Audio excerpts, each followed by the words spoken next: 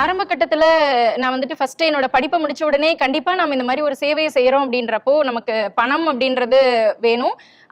அதுக்காக நான் வந்துட்டு பணிக்கு சேரணும், அதை வந்து நம்ம ஃபர்ஸ்ட் செய்யணும் அப்படின்னு நினைச்சேன். நிறைய இடங்கள்ல வேலை தேடி அலைஞ்சப்போ நான் பாண்டிச்சேரியிலயும் வந்துட்டு வேலை தேடி அலைஞ்சேன். அந்த டைம்ல நாங்க பாண்டிச்சேரி போய் ரீச் ஆயிட்டேன். அப்போ எனக்கு வந்துட்டு அங்க வேலை கிடைக்கல. நான் வெயிட் பண்ண வேண்டிய டைம் ஆச்சு. அந்த டைம்ல கையிலயும் காசு இல்ல. எப்படியோ ஒரு மாத காலத்தை வந்துட்டு போராடி கழிச்சு அதுக்கப்புறம் மறுபடியும் திருச்சி மாவட்டத்துக்கு வந்தேன். அங்க ஒரு தனியார் மருத்துவமனையில செவிலியரா வந்துட்டு பணிக்கு நான் சேர்ந்தேன். என்னோட அந்த ஒரு மாத காலம் கொஞ்சம் கடினமா இருந்தது. சம்பளம் இல்லாம அதுல இடத்துல வந்துட்டு நான் கழிச்சு கொண்டுட்டு வர்றது கொஞ்சம் எனக்கு கடினமான ஒரு சூழலா இருந்தது. பட் அதையும் தாண்டினதுக்கு அப்புறம் அந்த சூழ்நிலையிலையும் எனக்கு ஏதோ ஒரு விஷயம் ஒரு ஆறுதலை கொடுத்தது அப்படின்னா, டெய்லியுமே நான் வந்துட்டு மலைக்கோட்டை கோவிலுக்கு போவேன்.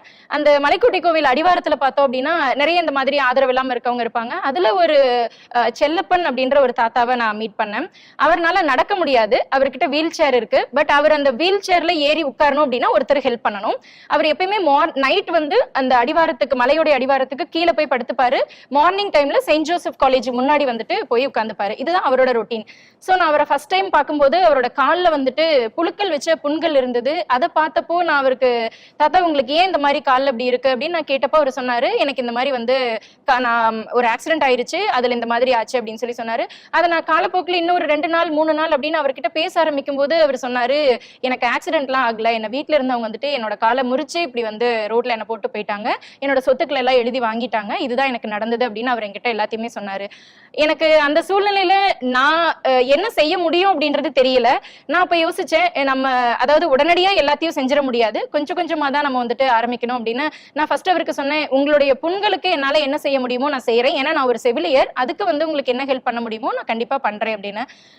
சோ அப்போ அவருக்கு டெய்லியும் போயிட்டு நான் வந்து ட்ரெஸ்ஸிங் போட்டு விடுவேன். ஒரு நாள் எனக்கு கொஞ்சம் கஷ்டமா இருந்தது, 1-2 ஃப்ரெண்ட்ஸை கூட்டிட்டு போக ஆரம்பிச்சேன் கூட.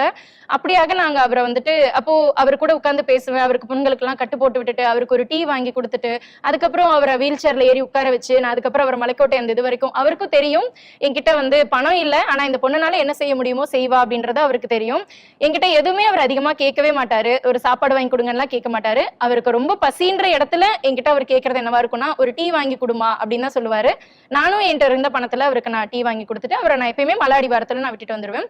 அவரை நான் வந்துட்டு ஃபர்ஸ்ட் நான் திருச்சி மாவட்டத்துல ரெஸ்கியூ பண்ணேன். அவரை ரெஸ்கியூ பண்ணி நாங்க வந்துட்டு அங்கேயே நாங்க அங்க திருச்சியிலேயே வந்துட்டு ரெஸ்கியூ பண்ணி கங்காரு கருணை இல்லத்துல வந்துட்டு நாங்க அவரை சேர்த்து மறுவாழ்வு கொடுத்தோம். அவரு சில வருடங்களுக்கு பிறகு வந்துட்டு அவரு இறந்துட்டாரு. இருந்தாலும் எங்களுக்கு அந்த இடத்துல வந்துட்டு ஒரு மன நிறைவா இருந்தது. என்ன அப்படின்னா, எனக்கு அதுக்கப்புறம் தோண ஆரம்பிச்சது, ஓகே இதுக்கப்புறம் என் கையில சம்பளம் வருது அப்படின்றப்ப என்னால இன்னும் நிறைய பண்ண முடியும், இன்னும் நிறைய செய்ய முடியும் அப்படின்னு.